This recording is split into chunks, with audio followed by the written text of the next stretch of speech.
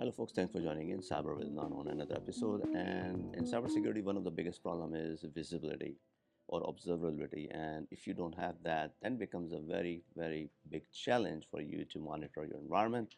So cybersecurity follows the traditional physical security, but with the latest tools and technology and AI, things have changed and attacks are very fast, very quick, and things are not the same every 6 months, a year. There's a lot of computational power is available challenges, and we're going to talk about how do we address those challenges. So without any further ado, I want to have Keith introduce himself and then we get into the topic. So please, Keith, introduce yourself. Thank you, Adnan. Yep, Keith Franco. I work with Format Cyber, where we provide a host of cybersecurity services, strategic and tactical.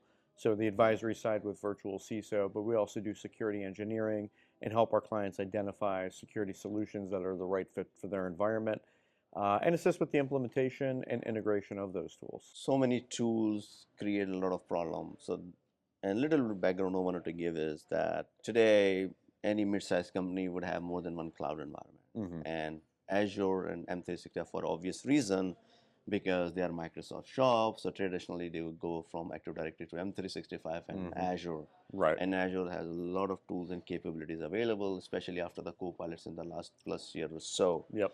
But at the same time, those companies we would also see they are running their infrastructure in AWS, and they also offer tons of tools. Right. So you have workload in AWS, you have workload in Azure, then you want to have the monitoring and the visibility for both environments. From every perspective, I'm saying, like from the data, from S3 bucket, from blob storage, you name it, for the whole infrastructure. Yep. So if those small businesses or small mid-sized companies, they don't have a staff of like 100 people. Right. So it really become overwhelming Very quickly. to, like, how do they manage, like, how do they in the budget to scale out or hire more people and adopting new technology. So this is like a business challenge. Yep. So what do you have to say, I mean, when you have a situation like this in your customer environment? Yeah, I think the first thing to do is do a thorough review of what tools they do have. See if those tools are in fact relevant to their environment. One, if there's anything that's maybe extra that they don't need, consider getting rid of it. It's better to be focused on a smaller amount of tools that provide meaningful alerts and results as opposed to trying to get your hands around more tools when you just don't have the time or maybe even the expertise to manage and integrate them all. So that'd be one. Two would be with whatever you do have in your stack, make sure that you're getting actionable results from them, that they're properly tuned as to the best of your ability, or maybe with a third party that can help you with that. From there, I think at the smaller companies, that's where it's worth a conversation around an MDR provider, somebody that will continually be looking at your environment 24/7, or to fill in the gaps when you're asleep or away or whatever the case may be. So those are the steps I would take. Identify the right tools for your stack, properly tune them, then consider an MDR provider. And I say in that order because you don't want to onboard an MDR provider and then they're just getting dumped with a ton of noise and then sending you all these alerts that maybe don't mean much. That's inefficient for both parties. So you want to do as much tuning before you start sending alerts to a third party. Right, I like that because I've seen it myself firsthand, like 4 or 5 years ago when I was doing a SOC migration. And so you don't want to just send any logs. No, definitely It's not. going to be It's very costly expensive. in many ways. Yes.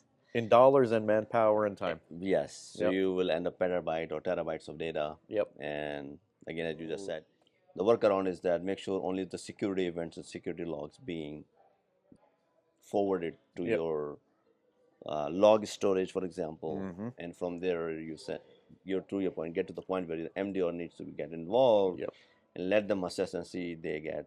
So in terms, you know your environment and you bring the vendor at the right time. Yes. And also in the cloud environment, I think from when you look at from the cloud perspective, you want to have the visibility across all your Azure workload, and you also want to have the visibility across your AWS. Absolutely. Wherever your data lives, you want visibility. So you're ingesting the logs from this environment. So one of the biggest challenge, we don't necessarily have the answer, right? But again, we are just having a thought process here, right?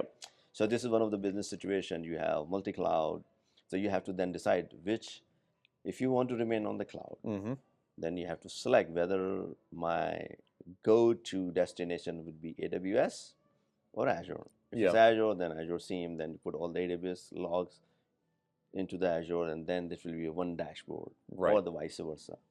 Or you may have another third-party SaaS solution or on-premises where you bring the data from all these resources or Mm-hmm. sources, and that will be your dashboard. It depends how your existing infrastructure is set up today, Yep.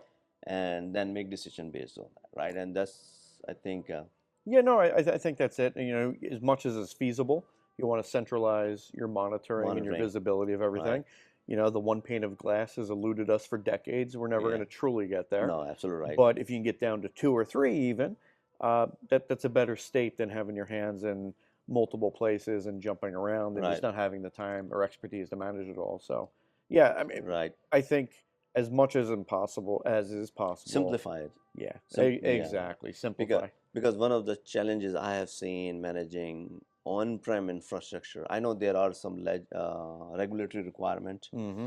which makes sense because they already have the budget for it and all those. But in a typical environment, in my opinion, people may not even have to agree. But if you're small, mid-size, I would suggest refrain from your on-prem infrastructure Mm-hmm. because soon you will be out of, you have to scale up your environment because Right. you may be Yes. running out of the disk storage. You may be Mm-hmm. losing compute because SIEM and all that will require a lot of that. I've seen that happen many Then times. what if Yep. you don't patch it properly? Mm-hmm. You have to have a 24/7 up and running environment. Yep. So you would rather avoid all those hassle and just go with the cloud native solution or third party which offer the cloud or SaaS product, which most of the vendors do it today, Oh, completely agree. right? Yeah, there's all these downstream considerations and impacts when you're doing all this on-prem. Right. It becomes very resource intensive very quickly and takes away from the goal of the solution, which is to augment and enhance your Yeah, and security. it's old school. I guess you're talking about back in 2008. Yeah, yeah, and I mean, look, there are still some organizations that maybe that they have the mentality of if it's not broken, don't fix it. Yeah, Some people just haven't. I don't want to say not evolved, but they've kind of latched on to what they know and how they've always done it, and they right. continue to do it that way without really considering all the downstream impacts, like you said, Yeah, and the potential for cost savings too. yeah. So yeah, there are different business use cases, but Hmm. again, if you are somewhere in between, take the cloud native approach. Yes. Unless you have some very strict requirement, Yeah, yeah, exactly. then would be a different use case. Exactly, and there's always exceptions to the rule, and Right. those may be them from So time to time. again, the idea for this is just we wanted to talk about is one of those issues, and just keep it simple. Yep. Basically, simplify. Don't caught up with so many tools. Select whichever the tool is available again, and then make the best use of that and try to save the cost because security can be very expensive. So you got to make sure you are going to collect the information you need. So thank you again, Keith. Thank you. And we'll see you in our next episode. We have one more topic to Looking talk forward about. to it. Yeah, and please do provide us your feedback. Thank you.